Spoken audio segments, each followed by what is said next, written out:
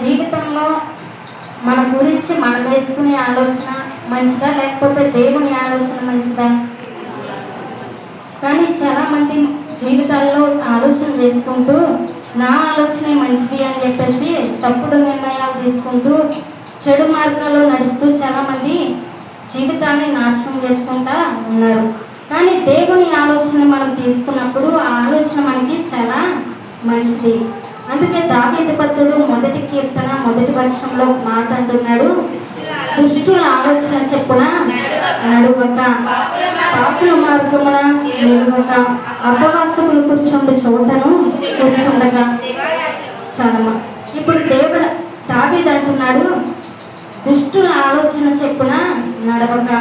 దుష్టుల ఆలోచన చెప్పున దావీదు నడవకూడదని చెప్పేసి అనుకుంటున్నాడు. దేవుడు అంటున్నాడు, ప్రభా దుష్టుల ఆలోచన చెప్పున నన్ను నడిపించుకు, దుష్టుల ఆలోచన చెప్పున నడవాలని నేను అనుకోవట్లేదు అని చెప్పేసి అంటున్నాడు.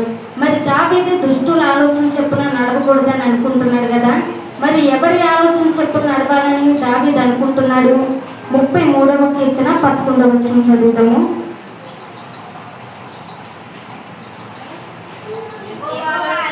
యెహోవా ఆలోచన సదాకాలము నిలుచును, ఆయన సంకల్పములు తరతరములకు ఉండును. ఇక్కడ చూసినప్పుడు యెహోవా ఆలోచన అంట సదాకాలము కూడా ఉంటుందంట. దావీదు అనుకుంటున్నాడు, ప్రభా నీ ఆలోచన చెప్పున నన్ను నడిపించు, మనుషుల ఆలోచన చెప్పున నేను నడవాలని అనుకోవట్లేదు, లేకపోతే దుష్టుల ఆలోచన చెప్పున నడవాలని నేను అనుకోవట్లేదు, కానీ నీ ఆలోచన చెప్పున నేను నడవాలనుకుంటున్నాను, కాబట్టి నన్ను నీ ఆలోచన చెప్పున నడిపించు అని దావీదు అంటా ఉన్నాడు. దేవుని ఆలోచన ఎలాంటిది అంటే సదాకాలము నిలిచే ఆలోచన. మనము మనుషుల దగ్గరికి వెళ్ళి ఆలోచన చేస్తే వారు ఇచ్చే ఆలోచనలు ఎలా ఉంటాయంటే చెడిపోయే ఆలోచనలు వారు ఇస్తూ ఉంటారు, చెడ్డ ఆలోచనలు వారు ఇస్తూ ఉంటారు, లేకపోతే మనిషిని పతనాన్ని చేసే ఆలోచన వారు ఇస్తూ ఉంటారు. మనిషి ఆలోచన ఎటువంటిది అంటే నాశనం చేసే ఆలోచన, పతనం చేసేటటువంటి ఆలోచన. కానీ దేవుని ఆలోచన మాత్రము సదాకాలము కూడా నిలిచేటటువంటి ఆలోచన. దేవుడు ఆలోచన ఇస్తే అది తరతరాలు కూడా నిలిచి ఉంటుంది, ఎల్లప్పుడూ నీకు సదాకాలము కూడా ఆలోచన నిలిచి ఉంటుంది. సామెతలు 10వ అధ్యాయము 20వ వచనం.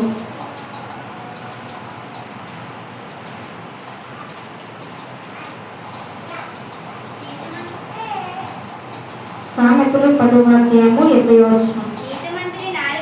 నీతిమంతుని నాలుక ప్రశస్తమైన వెండి వంటిది, భక్తిహీనుల ఆలోచన పనికి మాలినది. ఇక్కడ నీతిమంతుల ఆలోచన అంట వారి నాలుక అంట ప్రశస్తమైనటువంటి వెండి వంటిదంట. అలాగే భక్తిహీనుల ఆలోచన ఎలాంటిది అంటే పనికి మాలినటువంటి ఆలోచన. ఒక్కొక్కసారి మనుషులు మనకి ఆలోచన ఇస్తూ ఉన్నప్పుడు ఒక్కొక్కసారి అంటూ ఉంటారు, నువ్వు నాకు ఆలోచన ఇస్తే నువ్వు చెప్పినట్లుగా చేస్తే అందరి దృష్టిలో కూడా నేను నీచమైన దానిగా ఉంటాను, అందరి ముందు కూడా నేను నవ్వుల పాలవుతాను, కాబట్టి నువ్వు నాకు ఆలోచన ఇవ్వకు అని చెప్పేసి కొంతమంది మనం అంటూ ఉంటాం. ఎందుకంటే వారు ఇచ్చేటటువంటి ఆలోచన అలా పనికి మాలినటువంటి ఆలోచనలు కాబట్టి అట్లా ఉంటాయి. ఇంట్లో ఒకవేళ మారు మనసు లేనటువంటి భర్త ఇంట్లో ఉన్నాడనుకోండి, లేకపోతే మారు మనసు లేని పిల్లలు ఇంట్లో ఉన్నారనుకోండి, వారు ఇచ్చే ఆలోచనలు ఎలా ఉంటాయంటే పనికిమాలిన ఆలోచనలుగా ఉంటాయి. ఆదివారం వచ్చేసరికి మరి పిల్లలకి సెలవు కాబట్టి ఇంటి దగ్గర ఉంటారు కాబట్టి మందిరానికి వస్తూ ఉంటే వారు అంటూ ఉంటారు, ఈరోజు సెలవు కదా, మేము ఇంట్లో ఉన్నాం కదా, మాతో పాటుగానే ఇంట్లో ఉండొచ్చు కదా అని చెప్పేసి అంటూ ఉంటారు. మందిరానికి వెళ్ళకుండా ఆపుతూ ఉంటారు. ఎలాంటి ఆలోచన పనికిమాలినటువంటి ఆలోచన, చెడ్డ ఆలోచన. కాబట్టి ఇటువంటి ఆలోచన భక్తిహీనులు, భక్తి లేని వారు, రక్షణ పొందలేని వారు, మారుమనసు పొందలేని వారు ఇటువంటి ఆలోచన మనకి ఇస్తారు. వారు ఇచ్చే ఆలోచన మనకి తీసుకుంటే అవి ఎలాంటి ఆలోచనలుగా ఉంటాయంటే పనికిమాలినటువంటి ఆలోచనలుగా ఉంటాయి. ఈ రాత్రికాల సమయంలో 3 ఆలోచనలు మనం చూద్దాము. ఒకటి ఏంటి అంటే మనుషుల దేవుని ఆలోచన, రెండవది ఏంటి అంటే సాతాను యొక్క ఆలోచన, మూడోది ఎవరిది అంటే మనిషి యొక్క ఆలోచన. ఇప్పుడు దేవుని ఆలోచన సదాకాలం నిలిచి ఉంటుందని మనం చదువుకున్నాం కదా. దేవుని ఆలోచన తరతరాలు ఉంటుంది, సదాకాలము కూడా ఆయన ఉంటుంది. మరి సాతాను ఆలోచన ఎలా ఉంటుంది అంటే మనకి సిగ్గుని కలుగు చేసేదిగా ఉంటుంది. ఆదికాండము 3వ అధ్యాయము 4వ వచనం నుంచి చదివాము. అందుకు సర్పము, మీరు చావనే చావరు, ఏలయనగా తినుదినమున మీ కన్నులు తెరవబడుననియు మీరు మంచి చెడ్డలను ఎరిగిన వారై దేవతల వలె ఉందురనియు దేవునికి తెలియనని స్త్రీతో చెప్పగా స్త్రీ ఇక్కడ సాతాను ఆదాము అవ్వలు ఏదైనా తోటలో ఉన్నప్పుడు వారి దగ్గరికి సాతాను వచ్చి చెప్తా ఉంది. వారు వృక్ష ఫలాల దగ్గరికి చెట్ల దగ్గరికి వచ్చినప్పుడు అవ్వమ్మతో సాతాను చెప్తా ఉంది, అవ్వ ఈ ఫలాలు తినొద్దని దేవుడు మీతో చెప్పాడా?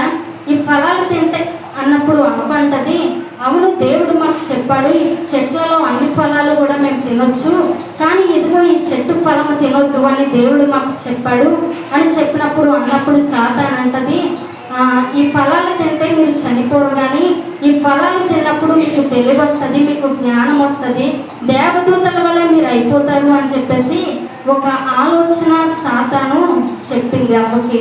ఆలోచన చెప్పినప్పుడు అవ్వ ఆ యొక్క ఆలోచనని నమ్మేసింది.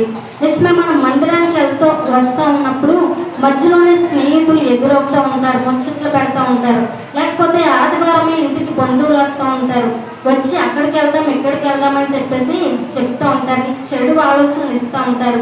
మందిరానికి వెళ్ళడం ఎందుకు? ఈ ఆదివారం పోతే ఇంకో ఆదివారం ఉంటుంది కదా, వాక్యం ఎప్పుడైనా వినొచ్చు కదా, ఈరోజే వినాలని ఏమీ లేదు కాబట్టి ఈరోజు మందిరానికి మానే అని చెప్పేసి చెడు ఆలోచన వారు చెప్తూ ఉంటారు. ఇలా ఆలోచన చెప్పేవారు ఎవరు అంటే సాతాను ఆలోచనలు ఈ విధంగా ఉంటాయి. కాబట్టి ఇప్పుడు అవ్వకి ఆ మాట చెప్పిన తర్వాత 6వ వచనం చదువుతాము. స్త్రీ ఆ వృక్షము ఆహారములకు మంచిదియు కన్నులకు అందమైనది వివేకమిచ్చు రమ్యమైనదినై ఉండుట చూచినప్పుడు ఆమె దాని ఫలములలో కొన్ని తీసుకుని తిని తనతో పాటు తన భర్తకును ఇచ్చెను, అతడు కూడా తినెను. ఇప్పుడు వీరిద్దరు కూడా ఏం చేశారు? అప్ప ఏం చేసింది అంటే సాతాను ఆలోచన చెప్పిన తర్వాత ఆ మాట నమ్మింది. ఆ చెట్టు యొక్క ఫలాలు కంటికి అందమైనవిగా రమ్యమైనవిగా కనిపించాయి. నిజమే, ఈ లోకంలో మనకి అన్నీ ఎలా కనపడుతూ ఉంటాయి అంటే అవి చెడ్డమైనవి హానికరమైనవి కూడా మన కంటికి అందంగా రమ్యమైనవిగా కనపడుతూ ఉంటాయి. కనిపించినప్పుడు వాటి వైపుకి మనము ఆకర్షించబడతా ఉంటాం. అవ్వ కూడా ఆకర్షించబడింది, ఎంతో అందంగా ఉంది, కంటికి రమ్యంగా ఉంది కాబట్టి ఆ ఫలాల వైపు చూసి ఆకర్షించబడి ఆ ఫలాల్లో కొన్ని తీసుకుని తిన్న తర్వాత తన భర్తకు కూడా ఆ ఫలాలు ఇచ్చిన తర్వాత ఇద్దరు కూడా ఫలాలు తిన్నారు. ఫలాలు తిన్న తర్వాత వారి కన్నులు తెరవబడిన తర్వాత వారు దిగంబరులుగా ఉన్న సంగతి అప్పుడు వారికి తెలిసింది. అప్పుడు వరకు వారు దిగంబరులుగా ఉన్నాము అనే సంగతి కూడా వారికి తెలియదు. కానీ ఎప్పుడైతే సాతాను ఆలోచన నమ్మి తన ఆలోచన తీసుకుని ఎప్పుడైతే దేవుడు చెయ్యొద్దు అన్న పని చేశారో అప్పుడు వారికి దిగంబరులు అనే సంగతి తెలిసింది. అప్పుడు వారికి సిగ్గు అనేది కలిగింది. ఇప్పుడు సాతాను ఆలోచన ఏ విధంగా ఉంటుంది అంటే మనల్ని సిగ్గుపరిచే విధంగా సాతాను ఆలోచన ఉంటుంది. అలాగే ఇప్పుడు మనిషి ఆలోచన చూస్తే మనిషి ఆలోచన ఎలా ఉంటుంది అంటే 8వ వచనం చదువుతాము. చల్లపూటను ఆదామును అతని భార్యయు తోటలో సంచరించుచున్న దేవుడైన యెహోవా స్వరమును విని దేవుడైన యెహోవా ఎదుటికి రాకుండా తోట చెట్ల మధ్యను దాగుకొనగా దేవుడైన యెహోవా ఆదామును పిలిచి నీవెక్కడ ఉన్నావు అనెను. చాలమ్మా, ఇప్పుడు మీరు దిగంబరులుగా ఉన్నారు. మనిషి యొక్క ఆలోచన ఏ విధంగా ఉంటుంది అంటే ఇప్పుడు వీరు దిగంబరులుగా ఉన్న తర్వాత వారికి అప్పుడు సిగ్గు కలిగి అంజూరపు చెట్టు దగ్గరికి వారు వెళ్ళి అంజూరపు చెట్టు యొక్క ఆకులు తీసుకుని కచ్చడములుగా వాటిని చేసుకుని వారి శరీరానికి ఆ ఆకుల్ని ధరించుకున్నారు. ఇప్పుడు మనిషి ఆలోచన ఎలా ఉంటుంది అంటే తాత్కాలికమైనటువంటి ఆలోచన. అది అప్పటికప్పుడు మాత్రమే, ఏదో ఆ సమయానికి ఏదో బండి దొల్లించడానికి ఏదో ఆలోచన చేస్తూ ఉంటాము కాబట్టి అది తాత్కాలికమైనటువంటి ఆలోచన. ఇప్పుడు వీరికి సిగ్గు కలిగిన తర్వాత ఇప్పుడు వీరికి వస్త్రాలు కావాలి కాబట్టి ఇప్పుడు అంజూరపు చెట్టు దగ్గరికి వెళ్ళి ఆకుల్ని కుట్టుకునే వారు వారి శరీరానికి ధరింప చేసుకున్నారు. ఇప్పుడు ఆకులు ఎలా ఉంటాయి చెప్పండి?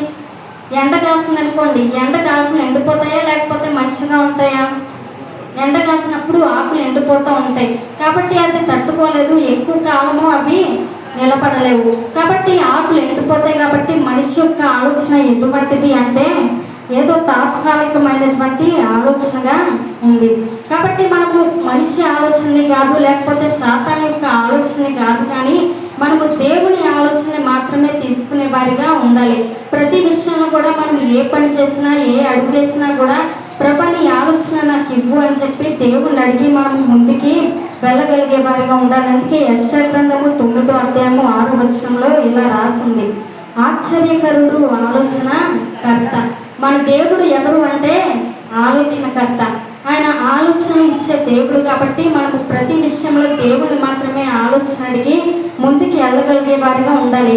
కానీ మన జీవితంలో చాలామంది వారి జీవితం కోసం వారే ఆలోచనలు చేసుకుంటా ఉంటారు. కానీ మన జీవితం కోసం మనమే ఆలోచన చేసుకుంటే ఆ ఆలోచన ఏమాత్రం కూడా నిలిచి ఉండదు. కానీ దేవుని ఆలోచన తీసుకుంటే అది సదాకాలము కూడా నిలిచి ఉండేటటువంటి ఆలోచన. హల్లెలూయా. యోబు గ్రంథము 5వ అధ్యాయము 13వ వచనం చదువుకున్నాము.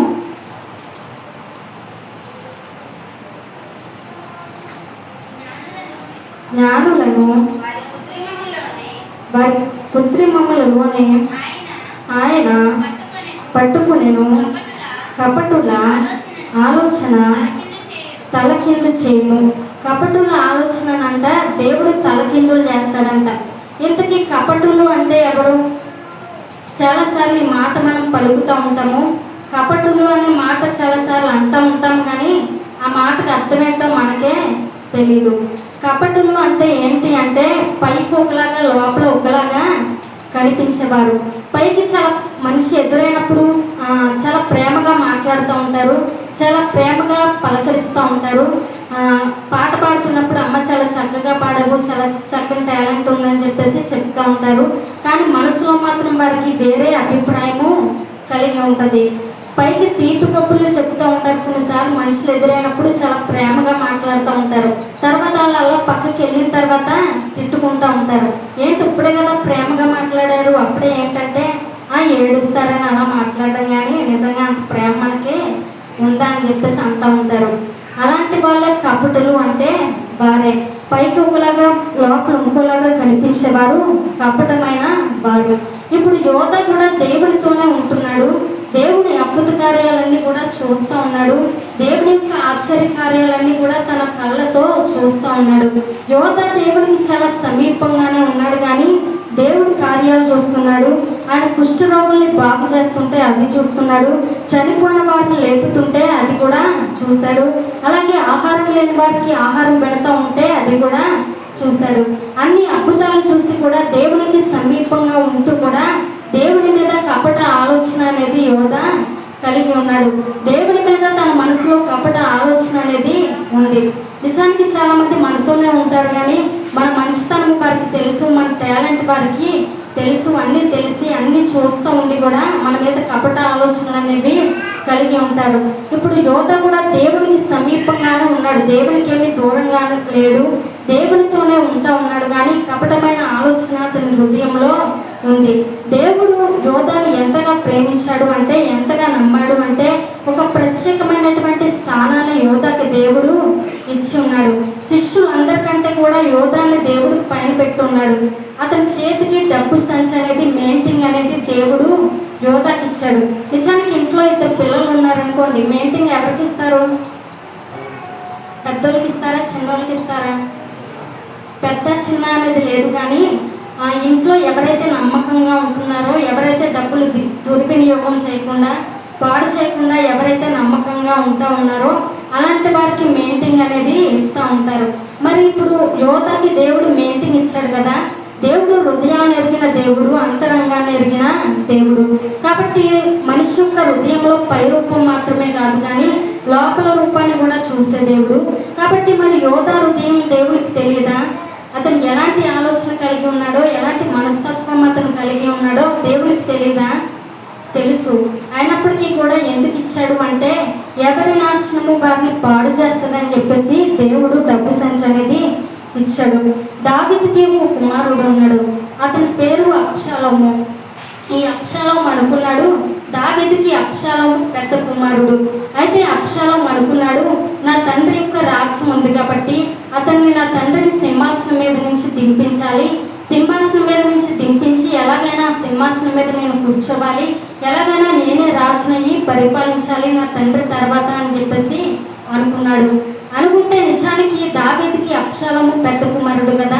మరి అలాంటప్పుడు ఒకవేళ నిజంగానే దావీదు వృద్ధుడైపోయి ఉంటే, నిజంగానే ఇంకా పరిపాలించే శక్తి అతను లేకపోయి ఉంటే, నిజంగానే ఇంకా అతను బలహీనుడు అయిపోయి ఉంటే, నిజానికి దావీదు అనుకుని ఉండేవాడు, నా కుమారుడు ఉన్నాడు కదా, పెద్ద కుమారుడు కాబట్టి అబ్షాలోమును పిలిచి ఈ బాధ్యత అంతా కూడా అందరినీ పిలిచి అందరి ముందు అతనికి పట్టాభిషేకం చేసి నా తర్వాత రాజుగా నేను నా కుమారుడిని అభిషేకిస్తాను, ఈ రాజ్యం యొక్క బాధ్యత నా కుమారుడికి నేను అప్పగిస్తాను అని చెప్పేసి బహుశా దావీదు అనుకుని ఉండొచ్చు. కానీ ఈలోపే అబ్షాలోము ఏం చేశాడు అంటే తొందరపడి కంగారుతో ఏం చేశాడు అంటే తన తండ్రి సింహాసనాన్ని ఎలాగైనా లాక్కోవాలని చెప్పి రచ్చబండ దగ్గరికి వెళ్ళి పెద్దలందరినీ కూడా పోగు చేసి కనిపించే ప్రతి ఒక్కరితో కూడా చెప్పాడు, మా నాన్న ఇంకా ముసలోడు అయిపోయాడు, ఇంకా వృద్ధుడు అయిపోయాడు, అతనికి బలం లేదు, ఇంకా యుద్ధాలు అతను చేయలేడు, రథాలెక్కి గుర్రాలెక్కి ఇంకా రచ్చబండ దగ్గరికి అతను రాలేడు, బలహీనుడు అయిపోయాడు కాబట్టి నేనే తన తర్వాత కుమారుని కాబట్టి నన్ను రాజుగా అభిషేకించండి అని చెప్పేసి అందరితో కూడా ప్రచారం చేసుకున్నాడు. ఈ తొందరపాటు నిర్ణయంతో కపట ఆలోచన అనేది అబ్షాలోము చేసి ఉన్నాడు. తన తండ్రిని దించాలి, ఆ స్థానంలోకి నేనే వెళ్ళిపోవాలని చెప్పేసి ఒక కపట ఆలోచన అతను చేసి ఉన్నాడు. అంతేకాకుండా దావీదు దగ్గర ఒక దాసుడు ఉన్నాడు. ఆ దాసుడి పేరు ఏంటి అంటే ఈతాబేలు. అతను చాలా జ్ఞానవంతుడు, చాలా తెలివి కలిగిన వాడు, చాలా యుద్ధ నేర్పరి. అతను ఒక ప్లాన్ చేశాడు అంటే, ఒక స్కెచ్ చేశాడు అంటే అది ఖచ్చితంగా ఇంకా వర్కౌట్ అవుతుంది తప్ప ఫెయిల్ అవ్వడం అనేది అసలు ఏమాత్రం కూడా ఉండదు. అంత యుద్ధ నేర్పరి. అలాంటి వ్యక్తి దావీదుకి కుడిపుచ్చంగా ఉండే వ్యక్తి, దావీదు దగ్గర నమ్మకంగా ఉండేటటువంటి వ్యక్తి. ఇప్పుడు ఈ వ్యక్తిని ఏం చేశాడు అంటే అబ్షాలోము అతనికి డబ్బు ఆశ చూపించి, బంగారము వెండి కొన్ని వస్తువుల ఆశ అతనికి చూపించి తన తండ్రి దగ్గర ఉండేటటువంటి దాసుని తన వైపుకి తిప్పేసుకున్నాడు. తిప్పేసుకున్న తర్వాత ఇప్పుడు ఇద్దరు కూడా కలిసి దావీదుకి విరోధంగా కపటమైనటువంటి ఆలోచన వీరు చేస్తూ ఉన్నారు. చేసేటప్పుడు దావీదు అనుకున్నాడు, బాబాయ్ ఈ అయ్యతాబేలు అంత మంచోడు కాదు, చాలా ఘోరమైన వాడు, చాలా తెలివైన వాడు, ఇటువంటి వాడు కనుక నా కుమారుడితో కలిస్తే వీళ్ళిద్దరూ కనుక కలిసి ఉంటే ఇంకేమీ లేదు అని చెప్పేసి ప్రార్థన చేశాడు. చూడండి 2 సమూయేలు 15వ అధ్యాయము 31వ వచనం చదువుదాము.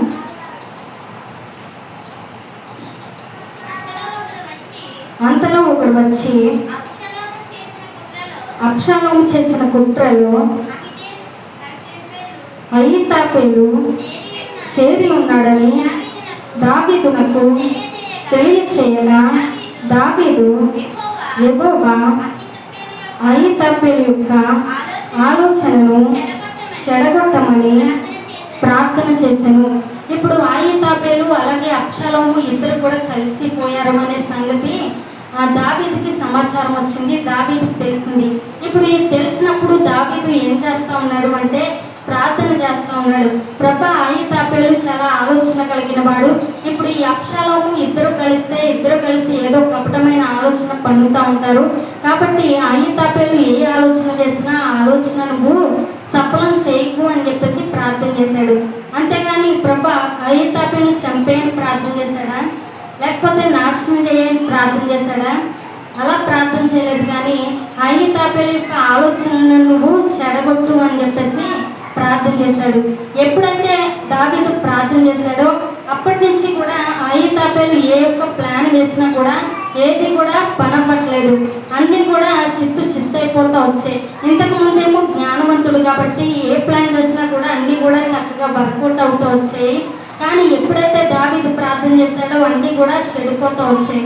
వచ్చినప్పుడు ఇంక ఈ ఆయతాపేలు ఏది కూడా చేయలేక ఇంకా నా ప్లాన్ ఏది కూడా సక్సెస్ అవ్వట్లేదు, ఎవరికి నేను ఆలోచన చెప్పినా ఏది కూడా పని అవ్వట్లేదు అని చెప్పి తన యొక్క ఇంటికి వెళ్ళి ఇల్లంతా కూడా చక్కబెట్టి ఉరేసుకుని చనిపోయాడు. ఎందుకంటే కపటమైనటువంటి ఆలోచన చేశాడు కాబట్టి. కపటమైన ఆలోచన మనిషిని ఏం చేస్తుంది? నాశనం చేస్తుంది. కాబట్టి కపటమైన ఆలోచన చేశాడు కాబట్టి ఈ కపటమైనటువంటి ఆలోచన అహీతాబేలుని నాశనం చేసింది. అంతేకాదు యోధా కూడా 30 నాణ్యాలకి, వెండి నాణ్యాలకి యేసు ప్రభువుని అమ్మేసి కపట ఆలోచన చేశాడు కాబట్టి యోధా కూడా మరి ఉరేసుకుని చెట్టు దగ్గరికి వెళ్ళి ఉరేసుకుని చనిపోయాడు. ఎందుకంటే వీరు కపటమైనటువంటి ఆలోచనలు కలిగి ఉన్నారు కాబట్టి ఈ కపటమైన ఆలోచన వీరిని నాశనం చేసింది. కాబట్టి ఒకవేళ మనుషులు ఎవరైనా నీ మీద కపట ఆలోచన చేస్తా ఉన్నా, నువ్వు నీతిమంతురాలుగా జీవిస్తున్నప్పుడు, యథార్థంగా నువ్వు జీవిస్తున్నప్పుడు ఎవరైనా నీ మీద తప్పుడు ఆలోచనలు చేస్తూ ఉన్నా కూడా నువ్వు నీతిమంతుడు అయితే వారి ఆలోచనలు ఏది కూడా పని అవ్వదు, నాశనం అవుతాయి. హల్లెలూయా. సంఖ్యాకాండము 16వ అధ్యాయము 2వ వచనం. ఇశ్రాయేలీయులలో పేరు పొందిన సభికులను సమాజ ప్రధానులైన 250 మందితో మోషేకు ఎదురుగా లేచి మోషే అహరోనులకు విరోధముగా పోగుపడి మీతో మాకు ఇక పని లేదు, ఈ సర్వ సమాజంలోని ప్రతివాడు పరిశుద్ధుడై యెహోవా వారి మధ్యనున్నాడు. యెహోవా సంగము మీద మిమ్మల్ని మీరెలా హెచ్చించుకుంటున్నారనగా మోషే ఆ మాట విని సాగిలపడి ఉంచానమ్మా. ఇక్కడ మనం చూసినప్పుడు మోషే ఎలాంటి వాడు అంటే దేవుని ఇల్లు అంతటిలో కూడా నమ్మకమైన వాడు.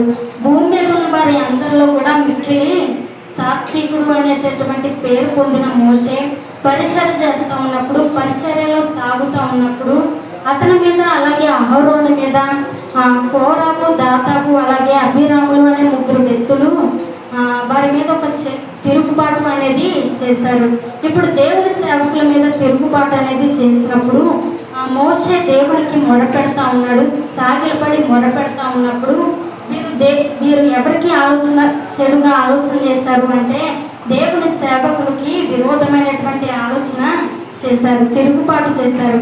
కాబట్టి వీరు తిరుగుబాటు చేసినప్పుడు మోషే వారిని గురించి మొరపెడతా ఉన్నప్పుడు దేవుడు భూమికి ఆజ్ఞాపించినప్పుడు వెంటనే నేల ఏం చేసిందంటే తన యొక్క నోరు తెరిచి వారి ముగ్గురిని కూడా వారు నిలిచి ఉన్న స్థలంలోనే వారి ముగ్గురిని కూడా మింగివేసింది. ఎందుకంటే వీరు ఎవరికి చెడ్డ ఆలోచన చేశారు అంటే దేవుని సేవకులకు విరోధమైనటువంటి ఆలోచన వీరు చేసి ఉన్నారు. వీరి ఆలోచన ఎలాంటిది అంటే స్వనితమైనటువంటి ఆలోచన. కాబట్టి దేవుని సంఘానికి కానీ, దేవుని సేవకులకు కానీ, లేకపోతే దేవునికి విరోధంగా ఎవరైనా ఆలోచన చేస్తే ఆ ఆలోచన ఏం చేస్తుంది అంటే మనిషిని నాశనము చేస్తుంది. కాబట్టి సంఘం గురించైనా, సేవకుల గురించైనా, లేకపోతే దేవుని విషయంలోనైనా మనం ఎప్పుడు కూడా స్వనీతి అయినటువంటి ఆలోచన మనము చేసేవారుగా ఉండకూడదు. మనం ఉద్యోగం కోసం కానీ, లేకపోతే ప్రతి విషయంలో కూడా దేవుని ఆలోచన మనము అడిగేవారిగా ఉండాలి. ఒక ఉద్యోగం కోసం నువ్వు ప్రయత్నిస్తున్నావు అనుకోండి, దేవుని ఆలోచన నువ్వు అడగాలి. లేకపోతే ఒక వ్యాపారం చేయాలనుకుంటే దేవుని ఆలోచన మనము అడగాలి.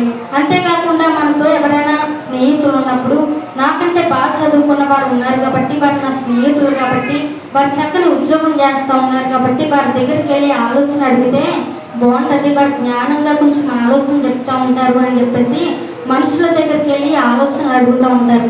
కానీ మనుషుల దగ్గరికి ఆలోచన వెళ్తే వారు కూడా మనకులా మనుషులే కదండి, వారికి కూడా మనకులాంటి జ్ఞానమే ఉంటుంది కానీ ప్రత్యేకమైనటువంటి జ్ఞానం ఏమి కూడా ఉండదు. కాబట్టి అలాంటి వారు ఆలోచనిస్తే ఆ ఆలోచన మనకి సఫలమయ్యేదిగా ఉండదు. కాబట్టి ప్రతి విషయంలో కూడా దేవుని చిత్తం కొరకు మనము ఎదురు చూడాలి. దేవుని యొక్క ఆలోచన మనము తెలుసుకునే వారిగా ఉండాలి. ఒక రాజుకి ఒక కుమారుడు ఉన్నాడు. ఒక కుమారుడు ఉన్నప్పుడు ఆ రాజు చనిపోయాడు. చనిపోయిన తర్వాత ఇప్పుడు ఆ రాజు స్థానంలో ఆ కుమారుని ఇప్పుడు రాజుగా అభిషేకించవలసిన అవసరము వచ్చింది. ఎందుకంటే తండ్రి తర్వాత కుమారుడే కాబట్టి మరి ఆ కుమారుని రాజుగా అభిషేకించాల్సిన అవసరం వచ్చింది. కాబట్టి ఆ రాజు చాలా మంచివాడు కాబట్టి, ఎంతో మంచివాడు, చక్కగా మరి జ్ఞానంతో పరిపాలించినటువంటి రాజు కాబట్టి ఆ రాజు తర్వాత అతని మంచితనాన్ని బట్టి తన కుమారుని కూడా రాజుగా అభిషేకించాల్సిన అవసరం వచ్చింది. కానీ నిజానికి అతన్ని చూస్తే యవ్వనస్తుడు, ఆ యొక్క కుమారుడు యవ్వనస్తుడు అయినప్పటికీ కూడా తండ్రి మంచివాడు కాబట్టి తర్వాత రాజుగా ఆ కుమారుని అభిషేకం చేశారు. అభిషేకం చేసిన తర్వాత ఇప్పుడు ఆ కుమారుడి దగ్గరికి కొంతమంది ప్రజలు వచ్చి, అయ్యా మాకు ఒక ఆలోచన కావాలి, మేము కష్టంలో ఉన్నాము కాబట్టి మేము ఏ కష్టంలో ఉన్నా కూడా మీ నాన్నగారి దగ్గరికి వచ్చినప్పుడు మాకు చక్కని ఆలోచన ఇచ్చేవారు, చక్కగా మాకు తీర్పు తీరుస్తూ ఉండేవారు. కాబట్టి ఇప్పుడు మీ నాన్నగారు లేరు కాబట్టి మరి మీ నాన్నగారు తర్వాత మీరే రాజు కాబట్టి మాకు తీర్పు తీర్చండి అని చెప్పి కొంతమంది వచ్చారు. వచ్చినప్పుడు ఆ యవ్వనస్తుడు అన్నాడు, సరే నేను మీకు తీర్పు తీరుస్తాను, ఇప్పుడు వెళ్ళిపోండి ఇంటికి, ఇప్పుడు వెళ్ళిపోయి రేపు పొద్దున్నే రండి అని చెప్పేసి చెప్పాడు. వాడిని పంపించిన తర్వాత ఈ యవ్వనస్తుడు ఏం చేశాడు అంటే తనకులాగే తన తోటి యవ్వనస్తుల దగ్గరికి వెళ్ళి ఆలోచన చేశాడు. మా నాన్న తర్వాత నేను రాజయ్యాను కదా, కొంతమంది నా దగ్గరికి వచ్చి ఆలోచన చెప్పమని అడుగుతూ ఉన్నారు, వారికి తీర్పు తెచ్చమని నన్ను అడుగుతూ ఉన్నారు, ఇప్పుడు నేను ఏం చేయాలి, వారికి ఏం చెప్పాలి అని చెప్పేసి యవ్వనస్తుల దగ్గరికి వెళ్ళి ఆలోచన చేశాడు. చేసినప్పుడు వారు ఏం చెప్పారు అంటే, మేము చెప్పినట్లుగా నువ్వు చెప్పు, ఇలా చెప్తే ఎవరు కూడా ఇంక నీ దగ్గరికి తీర్పు తెచ్చమని గట్రా రారు అని చెప్పేసి, మీ నాన్న అయితే ఒక కొరడా దెబ్బేసేవాడు, మరి మా నాన్న అయితే ఒక కొరడా దెబ్బేసేవాడు, మరి నేను మా నాన్న కంటే కూడా కొంచెము యవ్వనస్తుని కాబట్టి నా రాజ్యం ఇంకా, నా పరిపాలన ఇంకా స్ట్రాంగ్గా ఉంటుంది కాబట్టి మా నాన్న అయితే ఒక కొరడా దెబ్బేసేవాడు, నేనైతే 10 కొరడా దెబ్బలు వేస్తానని చెప్పేసి చెప్పు అని చెప్పేసి ఒక ఆలోచన ఇచ్చి పంపించారు. పంపించిన తర్వాత వారు వచ్చిన తర్వాత స్నేహితులు ఏ ఆలోచన అయితే చెప్పారో అదే ఆలోచన చెప్పాడు. మా నాన్న అయితే ఒక కొరడా దెబ్బేసేవాడు, నేనైతే 10 కొరడా దెబ్బలు వేస్తానని చెప్పేసి చెప్పాడు. ఇప్పుడు ఇలాంటి ఆలోచన చెప్తే వారికి ఏం చేయాలో అర్థం కాలేదు. ఇప్పుడు ఒక దెబ్బ కొడతానంటేనే ఎవరు ఊరుకోరు, అలాంటి 10 దెబ్బలు కొడతానంటే ఎవరైనా ఊరుకుంటారా? ఊరుకోరు కదా. కాబట్టి ఇలాంటి ఆలోచన చెప్పినందుకు వారు ఏమనుకున్నారు అంటే, ఇలాంటి రాజు మాకు ఉన్నా ఒకటే లేకపోయినా ఒకటే, ఇలాంటి రాజు మాకు ఉండకూడదు అని చెప్పేసి వెంటనే అతని సింహాసనాన్ని దించివేసి, అతన్ని సింహాసనం మీద నుంచి దింపివేసి ఆ స్థానంలో అతనికి బదులుగా వేరొక రాజుని వారు వేసుకున్నారు. ఎందుకంటే స్నేహితుల యొక్క ఆలోచన అతను తీసుకున్నాడు కాబట్టి ఏమైంది, సింహాసనము పడదోయబడింది. ఆ స్థానంలోకి మరొకరు వచ్చారు, రాజుని కానీ కోల్పోయిన వ్యక్తిగా ఉన్నాడు. కాబట్టి మన స్నేహితుల ఆలోచన లేకపోతే ఎవరో మనుషుల ఆలోచనలో మనకి ఇలాంటివన్నీ కూడా పనికిరావు, కానీ దేవుని ఆలోచన సదాకాలం కూడా నిలిచేటటువంటి ఆలోచన కాబట్టి మనము దేవుని ఆలోచన తీసుకునే వారిగా మనము ఉండాలి. సామెతలు ఆదికాండము 11వ అధ్యాయము 4వ వచనం. మరియు వారు మన భూమి అంతటా చెదిరిపోకుండా ఒక పట్టణమును ఆకాశమునంటు శిఖరము గల ఒక గోపురమును కట్టుకొని పేరు సంపాదించుకుందాము రండని మాట్లాడుకునగా చాలు. ఇక్కడ మీరు ఆలోచన చేశారు. ఎలాంటి ఆలోచన అందరూ కలిపి చేశారు అంటే, ఒక పట్టణాన్ని, ఆకాశాన్ని అంటేటటువంటి ఒక శిఖరాన్ని కట్టి పేరు సంపాదించుకుందాము అనేటటువంటి ఆలోచన మీరు చేసి ఉన్నారు. నిజమే, భూమి మీద మనం చాలా మందిని చూసేటప్పుడు పేరు కోసము వారు ప్రాకులాడుతూ ఉన్నారు. పేరు సంపాదించుకోవాలని చెప్పేసి చాలా రకమైన కార్యక్రమాలు వారు చేస్తూ ఉన్నారు. కానీ పేరు సంపాదించుకుంటే మనం చనిపోయినా కూడా పేరు అనేది నిలిచి ఉంటుంది కాబట్టి పేరు సంపాదించుకోవాలని పాకులాడుతూ ఉన్నారు. నిజానికి మనిషి చనిపోయిన తర్వాత పేరు ఉంటే మనం చూసొచ్చామా చెప్పండి? మనమే లేనప్పుడు పేరు ఉంటే అది మనం చూసొచ్చామా? మరి మనం చూడలేని పేరు, మనకు కనపడలేని పేరు ఎందుకు చెప్పండి? కొంతమంది అనేక గొప్ప కార్యాలు చేసి పేరు సంపాదించుకుందామని ఆలోచన చేశారు. ఈ ఆలోచన దేవుని దృష్టికి ఎలా ఉంది అంటే విరోధమైనటువంటి ఆలోచనగా ఉంది. సామెతలు 21వ అధ్యాయము 30వ వచనం చదువుదాం.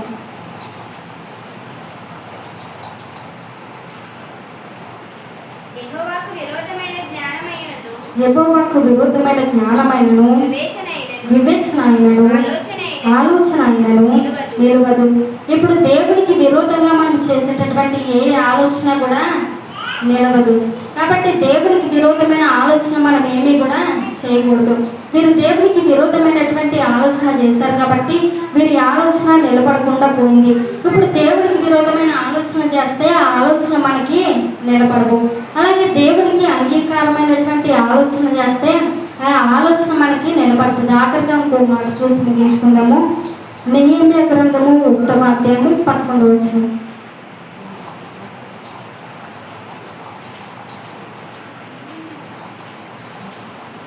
నెహెమ్యా గ్రంథము 1వ అధ్యాయము 11వ వచనం. యెహోవా చెవియొగ్గి నీ దాసుడనైన నా మొరను నీ నామమును భయభక్తులతో గణపరచుటయందు ఆనందించు.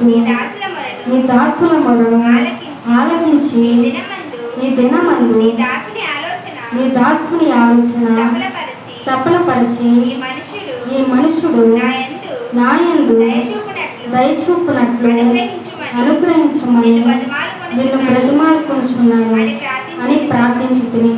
ఇక్కడ నెహెమ్యా భక్తుడు ఒక ప్రార్థన చేస్తా ఉన్నాడు. ఏంటి అంటే నెబుకద్నెజరు రాజు దేవుని యొక్క మందిరాన్ని కూల్చివేశాడు, కాల్చివేశాడు.